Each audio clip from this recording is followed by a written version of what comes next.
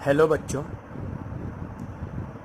My name is Akshat Sharma and today we are starting with basic concepts. As you know, I have choose B Farm for me, and for the study of B Farm we have to study the core entire concept of class 11th and class 12th. When we talk about our higher secondary education of class 12th, we will study many concepts, and as I have choose pharmacy, so the core entire concept, the core subjects in pharmacy is related to chemistry,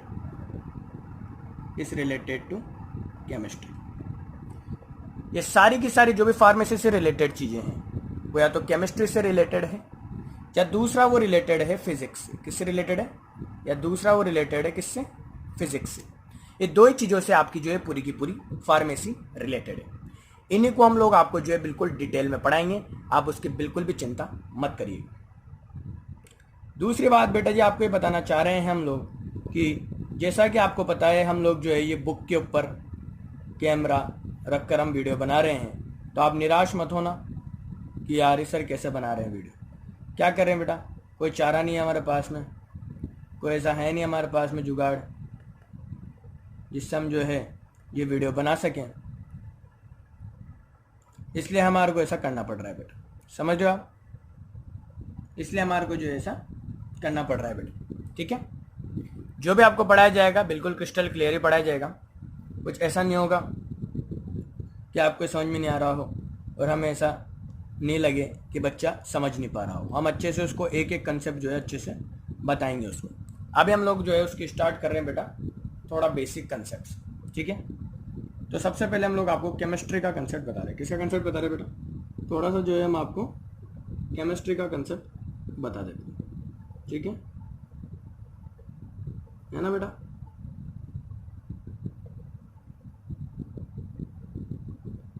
किसका concept बता रहे बेटा आपको?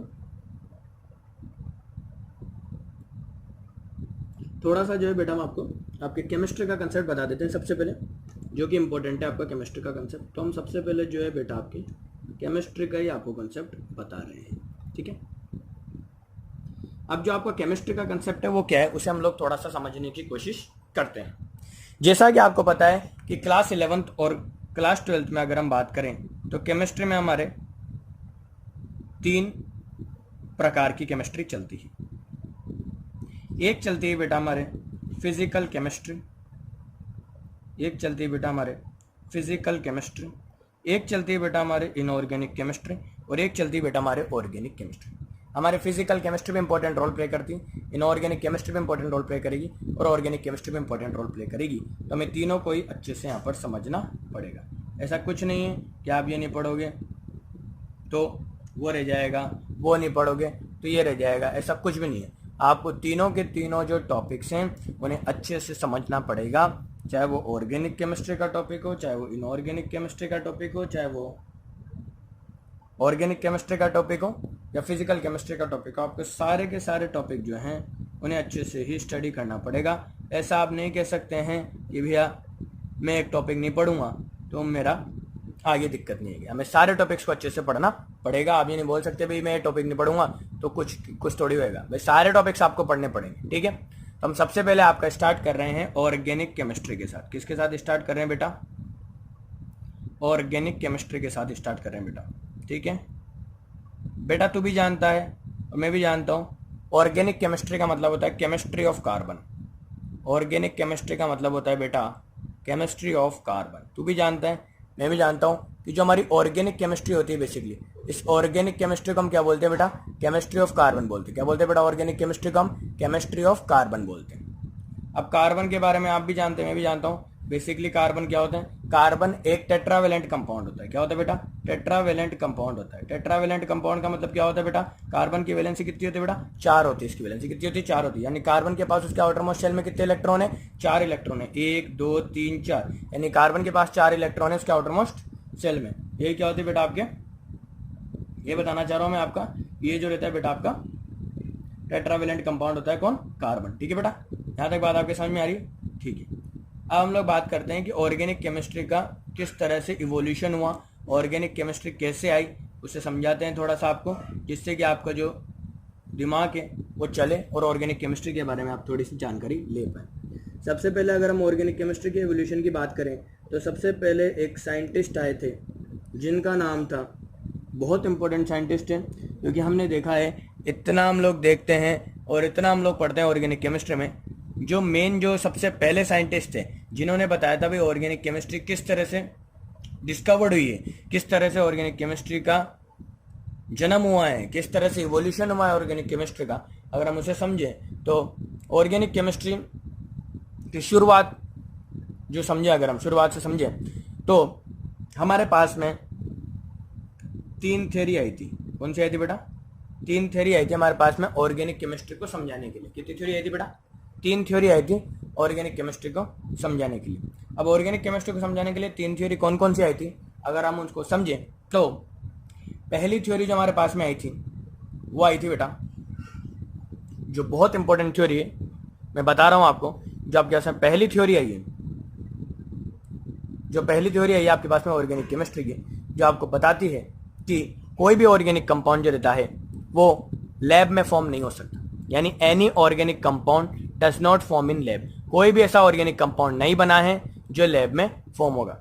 अब ये theory के बारे में अगर हम बढ़ाएं तो ये थ्योरी थी आपकी वाइटल फोर्स थ्योरी। कौन सी थ्योरी बेटा, वाइटल फोर्स थ्योरी थी बेटा, ठीक है।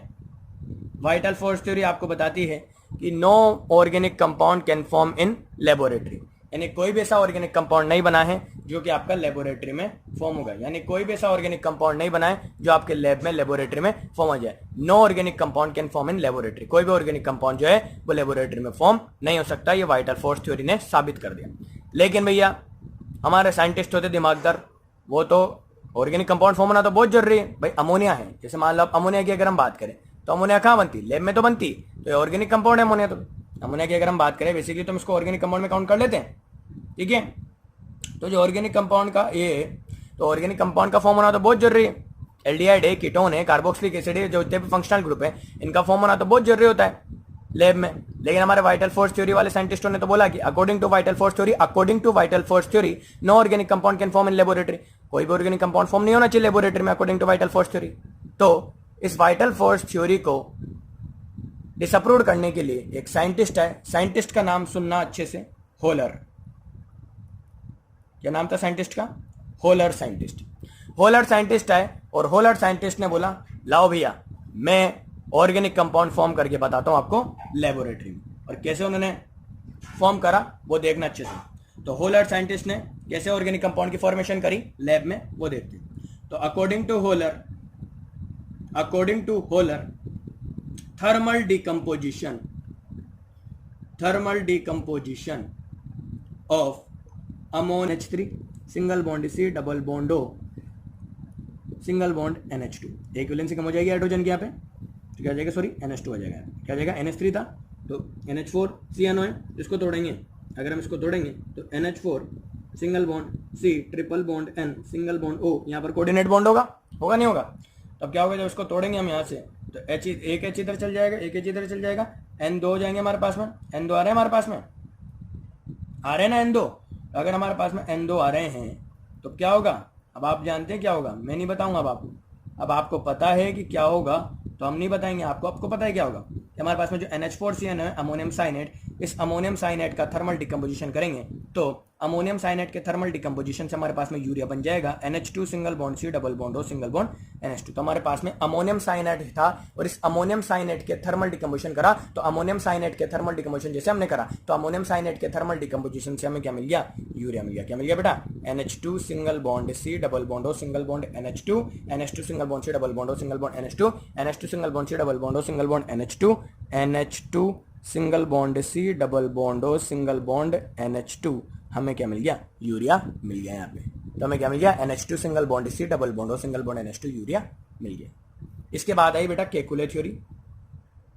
वो केकुले थ्योरी जो थी, वो केकुले थ्योरी ने बताया कि कार्बन क्या होता है? टेट्रावेलेंट होता है। कि हमारा जो कार्बन है वो क्या होता है? टेट्रावेलेंट होता है। टेट्रावेलेंट का मतलब कार्बन की कितनी वैलेंसी होती? 4 वैलेंसी होती है। ठीक है, ये केकुले थ्योरी हम आपको नेक्स्ट वीडियो में पढ़ाएंगे। Thank you.